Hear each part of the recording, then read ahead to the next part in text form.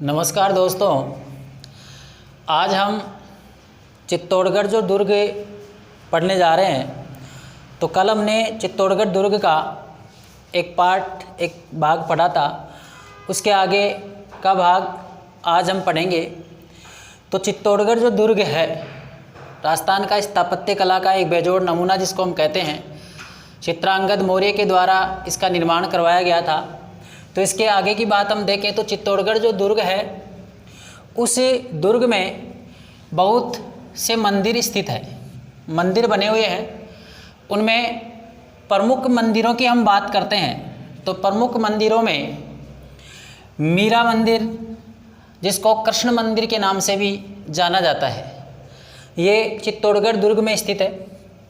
कुंभ स्वामी का मंदिर और वराह मंदिर जो है, ये राजस्थान का सबसे एक प्रकार से प्राचीन सूर्य मंदिर है। कालिका माता का मंदिर, शांतिनाथ जैन मंदिर, जिसे श्रृंगार चौरी के नाम से भी जाना जाता है। तुलजा भवानी का मंदिर जो राजस्थान का एकमात्र मंदिर है। तुलजा भवानी का मंदिर राजस्थान का एकमात्र मंदिर है जो चित्तौड़गढ़ दुर्ग में ही मिलता है हमें। और ये मंदिर जो है वो महाराणा जो सांगा थे, उनके दासी पुत्र थे बनवीर, उसके द्वारा बनवाया गया था। समदेश्वर मंदिर का निर्माण, यानी समदेश्वर मंदिर भी यहीं मिलता है, जिसका महाराणा मोकल ने निर्माण करवाया था। इसको त्रिभुवन नारायण का मंदिर भी कहा जाता है। तो समदेश्वर मंदिर या त्रिभुवन नारायण का मंदिर ये कहाँ पर स्थित है? चित्तौड़गढ़ दुर्ग में स्थित है। इसी प्रकार से हम देखते हैं सतबीस देवरी जैन मंदिर। तो सतबीस देवरी जैन मंदिर भी कहाँ स्थित है? चित्तौड़गढ़ दुर्ग में स्थित है। तो एक बार हम पुनः इसकी बात करते हैं।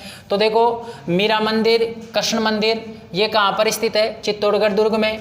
कुंभ स्वामी का मंदिर है, वराह मंदिर है, कालिका माता का मंदिर है, शांतिनाथ जैन मंदिर जिसको श्रृंगार चौरी भी कहा जाता है, और तुलजा भवानी का मंदिर, इसको इम्पोर्टेंट रूप से याद कर लेना, ये राजस्थान का एकमात्र मंदिर है भी। और वराह मंदिर की हम बात करें स्पेशल, तो ये राजस्थान का सबसे प्राचीन सूर्य मंदिर है। इसी प्रकार से स्तंभ बने हुए हैं इसमें, एक विष्णु स्तंभ है, एक कीर्ति स्तंभ है, एक विजय स्तंभ है। इतिहास में हम देखते हैं कि जो महाराणा कुंभा थे, उन्होंने मांडू या जो मालवा था, उस मालवा के जो सुल्तान थे महमूद खिलजी, उस पर विजय प्राप्त करने के दौरान कीर्ति स्तंभ और विजय स्तंभ का निर्माण करवाया था। हमने पढ़ा भी था कि विजय स्तंभ जो है ये 122 फीट मंजिला इमारत है, और एक प्रकार से 122 फीट मंजिल इमारत है, जबकि कीर्ति स्तंभ है वो केवल 22 फीट मंजिल इमारत है। ये 9 मंजिला भवन है और ये 7 मंजिला इमारत है। इसी प्रकार से यहाँ हम देखते हैं, महलों की बात करते हैं। महलों में चित्तौड़गढ़ दुर्ग में कौन कौन से महल हुए हैं? रानी पद्मिनी का महल, ये हम पढ़ते हैं 1303 में जब अलाउद्दीन खिलजी ने चित्तौड़ पर आक्रमण किया था, तो रावल रतन सिंह की पत्नी थी रानी पद्मिनी का महल इसमें बना हुआ है।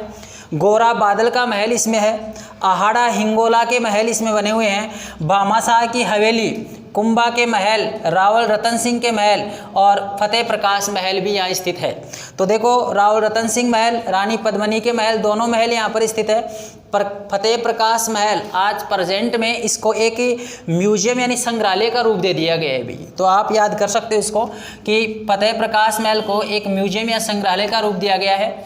इसी प्रकार से हम आगे बात करें तो इसमें जो प्रमुख रूप से हमने कल इसके उपनामों में पढ़ा था कि चित्तौड़गढ़ जो दुर्ग है ये ऐसा दुर्ग है जिसमें सर्वाधिक साखे हुए थे। राजस्थान के सर्वाधिक साखे कौन से दुर्ग में हुए?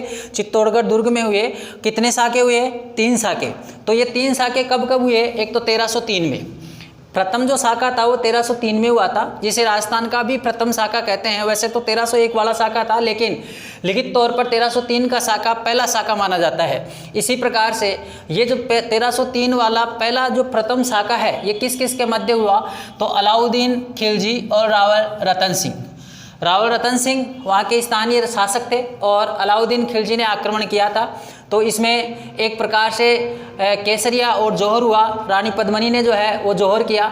दूसरा शाखा है इतिहास का 1534, बहादुर शाह और बाघ सिंह, जो कर्मावती जो रानी थी, यानी जो महाराणा सांगा की जो पत्नी थी कर्मावती जो थी, उसका प्रमुख सेनापति था।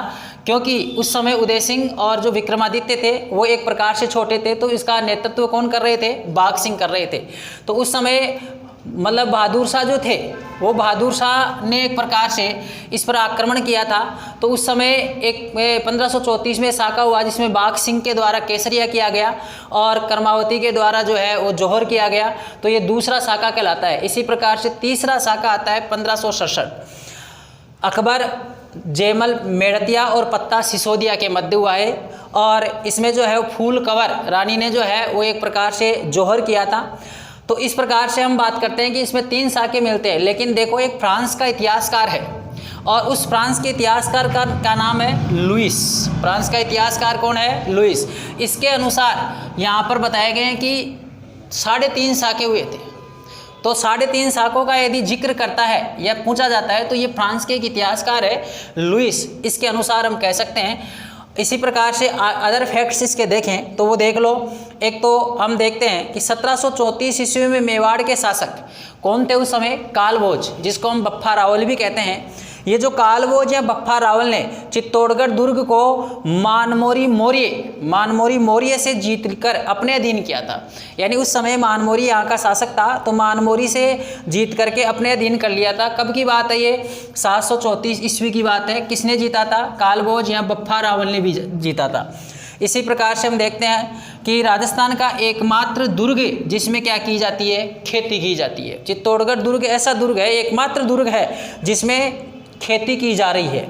और बताया जाता है कि इस चित्तौड़गढ़ दुर्ग पर पहला आक्रमण किसका हुआ है? तो एक अफगान शासक था, अफगानिस्तान के सूबेदार यानी मामू ने इस पर जो है वो पहला आक्रमण किया था। तो इस तरह से हम चित्तौड़गढ़ दुर्ग के बारे में पढ़ते हैं।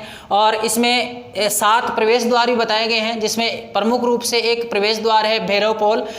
जैसे भैरवपोल की हमने बात की थी इतिहास में कि भैरवपोल जो द्वार था उस पर जो वीर कल्लाजी राठौड़ की छतरी बनी हुई है। और इसी प्रकार से गणेश पोल है, हनुमान पोल है। तो चित्तौड़गढ़ दुर्ग में कितने प्रवेश द्वार है? 7 प्रवेश द्वार है। 7 प्रवेश द्वार है। तो इस तरह से हमने इन 2 क्लासों में चित्तौड़गढ़ दुर्ग को कंप्लीट कर लिया है, पढ़ लिया है। मेरा मानना है, मैं आशा करता हूँ कि आप इसको बार बार देख करके अपने नॉलेज को आगे बढ़ाओगे। धन्यवाद।